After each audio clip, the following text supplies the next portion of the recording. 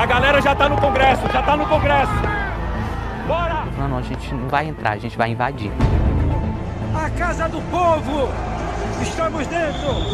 Olha só o palácio aqui, ó! Domingo, 8 de janeiro de 2023. O mundo para tentar entender o que acontece em Brasília.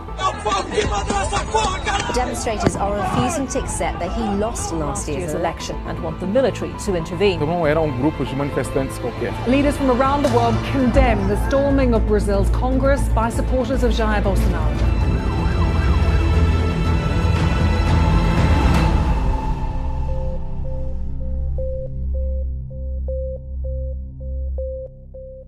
Entender as raízes do que aconteceu naquele dia em Brasília não é tarefa simples.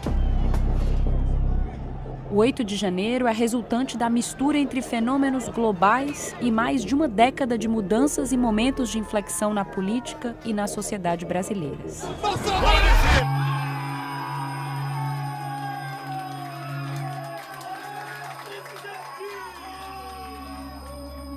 Mas um ponto importante na linha do tempo é o dia 30 de outubro de 2022.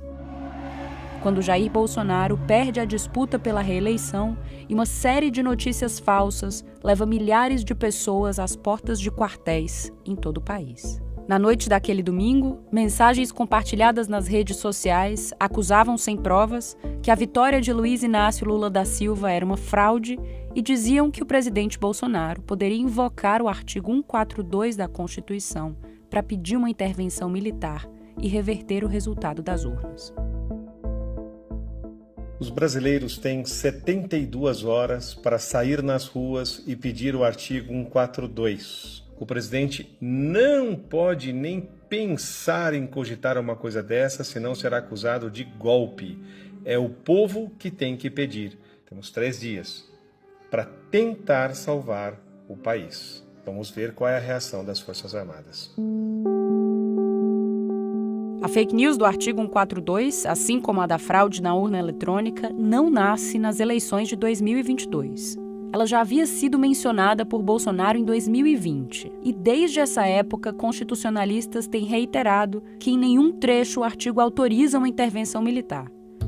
O STF, inclusive, já se manifestou em 2020, por meio de uma liminar, declarando que os militares não têm a prerrogativa de exercer a função de poder moderador em um cenário de conflito entre executivo, legislativo e judiciário. Artigo 142.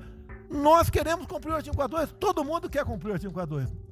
Em haver necessidade, qualquer dos poderes pode, pedir às Forças Armadas que intervenham para restabelecer a ordem no Brasil ou naquele local sem problema nenhum. Em paralelo, Bolsonaro não reconhece a derrota.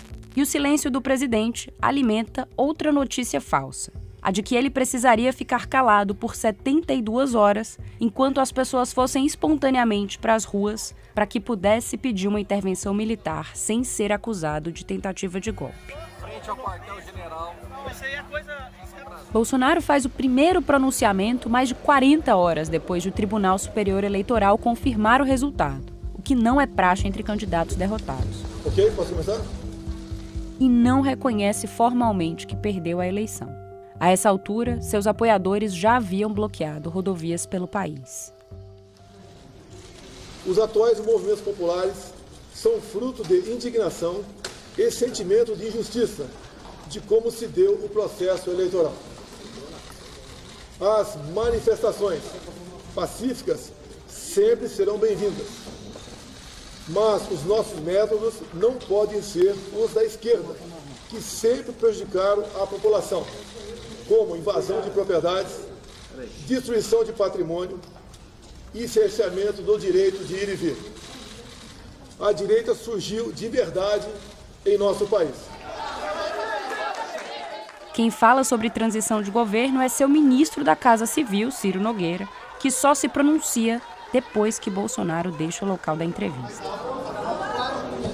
O presidente Jair Messias Bolsonaro me autorizou, quando for provocado, com base na lei, nós iniciaremos o processo de transição.